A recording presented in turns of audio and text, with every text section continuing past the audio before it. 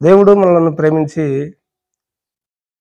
మరొక నూతన దినాన్ని అనుగ్రహించాడు కనుక ఈ నూతన దిన దైవాశీస్సులు మీకును మీ కుటుంబాలకు మీ బిడ్డలకు మెండుగా దయచేయను గాక. ఆమేన్. ప్రభునందు ప్రియులరా, దేవుని వాక్యం చదువుకుందాం. యోహాను సువార్త 15వ అధ్యాయం 5వ వచనం చదవగలిగితే అక్కడ దేవుడు మనతో ఇలా వాగ్దానం చేస్తూ ఉంటాడు.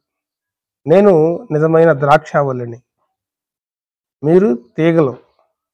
ఎవడు నా యందు నిలిచి ఉండునో, నేను ఎవని యందు నిలిచి ఉందునో వాడు బహుగా ఫలించునని దేవుడు మాట్లాడుతూ ఉన్నాడు.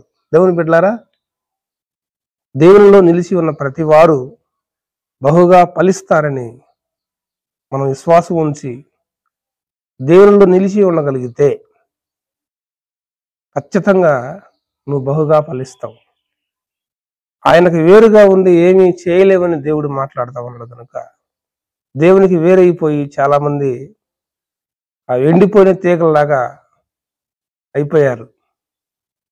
ఆ ప్రియమైన దేవుని బిడ్డలందరూ ఈ నూతన దినాన్ని దేవుడు ఆశీర్వాదకరంగా మార్చి మిమ్మల్ని బహుగా ఫలించాలంటే, దేవుడు మిమ్మల్ని బహుగా ఫలింపులోకి తీసుకుని రావాలంటే మనం చేయాల్సిన మొట్టమొదటి పని ఏంటంటే దేవునిలో నిలిచి ఉండాలి.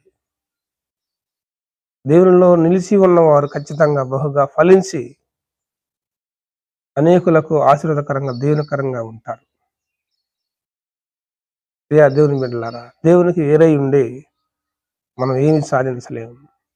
కాబట్టి దేవునిలో నిలిచి ఉన్నట్టు కొరకు మనం కడవరకు గట్టిగా పోరాడదాం.